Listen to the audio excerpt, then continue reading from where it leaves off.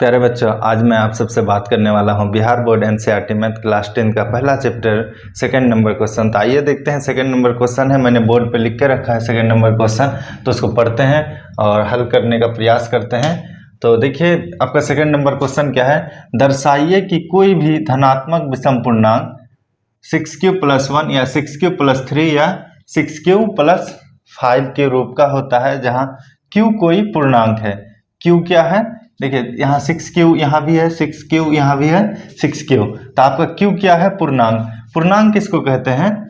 7th class का पहला chapter में इस चीज के बारे में सही से बताया गया है कि संख्या रेखा पर जितनी भी संख्याएं हैं सब पूर्णांक कहलाते हैं। कहने का मतलब है कि 0, 1, 2, 3, 4, -1, -2, -3, -4 ये सब क्या है, पूर्णांक है। तो आइए हम लोग इसको हल करते हैं। हमें इसको हल करने के लिए कुछ चीज़ों की जरूरत पड़ेगी जो कि दिया हुआ नहीं है।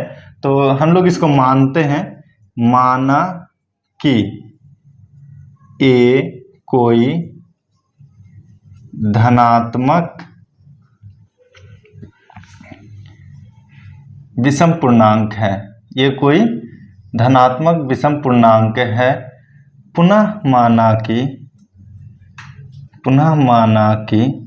पुनः इसलिए मान रहे हैं क्योंकि हम लोग इसको यूक्लिड विभाजन एल्गोरिथम प्रमेय पर बैठाएंगे। तो यूक्लिड विभाजन एल्गोरिथम प्रमेय के लिए हमें 4 चीज़ों की आवश्यकता होती है। एक भाज्य, भाजक, भागफल और शेषफल। तो हम लोग इसको ए को भाज्य मानते हैं। पुनः माना कि ए को 6 से भाग देने पर, 6 से क्यों भाग दे रहे हैं, क्योंकि यहाँ पे सब में 6 दिया हुआ है, ठीक है। भाजक की जगह पे 6 है, तो ए को 6 से भाग देने पर भागफल Q और शेषफल R बचता है। यूक्लिड विभाजन एल्गोरिथम प्रमेय से। अब देखिए यूक्लिड विभाजन एल्गोरिथम प्रमेय से कि जब a को 6 से भाग दिए तो भागफल क्या आया, q, शेषफल कितना आया, r। तो a बराबर bq+r क्या है, यूक्लिड विभाजन एल्गोरिथम प्रमेय है, ये सूत्र है। तो a के स्थान पर a, भाजक क्या है 6, तो 6 गुना भागफल कितना आया, q+r, शेषफल r। तो a बराबर 6q+r। इसको इक्वेशन फर्स्ट मानते हैं। यहाँ r का संभावित मान क्या क्या हो सकता है, इसको लिखते हैं।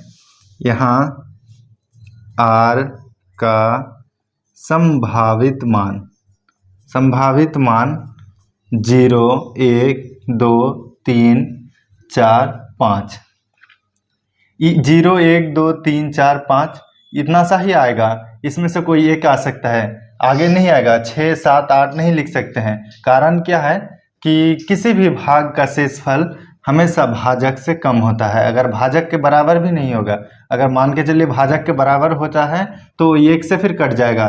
भाजक से अधिक भी नहीं होना चाहिए, हमेशा भाजक से कम आएगा। तो देखिए यहाँ 6 है, 6 से कम क्या क्या है, 0, 1, 2, 3, 4, 5, ठीक है। अब यहाँ पे हम लोग मान पुट करते हैं एक एक करके कि जब r बराबर 0, जब r बराबर 0 इक्वेशन फर्स्ट में हम लोग पुट करते हैं तो a बराबर 6q+r। तो a बराबर 6q+r के जगह पे 0, तो a बराबर 6q। इसको इक्वेशन सेकंड मानते हैं। अब फिर आगे r बराबर, जब r बराबर 1 रखते हैं तो इक्वेशन फर्स्ट में मान रखने पर a बराबर 6q+r, a बराबर 6q+r की जगह पे 1, इसको इक्वेशन थर्ड मानते हैं। इक्वेशन का हिंदी होता है समीकरण। जब r बराबर 2 रखते हैं तो a बराबर 6q+r, a बराबर 6q+2, इक्वेशन फोर्थ। जब r बराबर 3, a बराबर 6q+r, a बराबर 6q+r की जगह पे 3, इक्वेशन 5। जब r बराबर 4 रखते हैं, a बराबर 6 प्लस r, a बराबर 6 प्लस r के स्थान पे 4। इक्वेशन 6, जब r बराबर 5, a बराबर 6 प्लस r, a बराबर 6 प्लस r के जगह पे 5। इक्वेशन 7। अब एक चीज ध्यान दीजिए, यहाँ पे आपको किस चीज का जरूरत है? 6 प्लस 1, 6 प्लस 1, 6 प्लस 3, 6 प्लस 5, बचा क्या? 6 प्लस 6 प्लस 2, 6 प्लस 4। यहाँ पे लिख सकते हैं कि समीकरण कितना से? 2,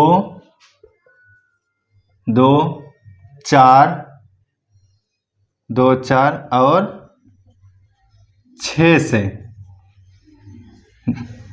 2, 4 और 6 से कि 6q या 6q प्लस 2 या 6q प्लस 4 एक धनात्मक समपूर्णांक है, धनात्मक समपूर्णांक है। समीकरण 3, 5 और 7 से, अतः 6q प्लस 1 या 6q प्लस 3 या 6q प्लस 5, यह एक विषम धनात्मक पूर्णांक के रूप का होगा। आप लोग को समझ में आ गया? इसको नोट कर लीजिए। उम्मीद करता हूं आप लोग को समझ में आया होगा। अब मिलते हैं अगले वीडियो में क्वेश्चन नंबर 3 को लेकर।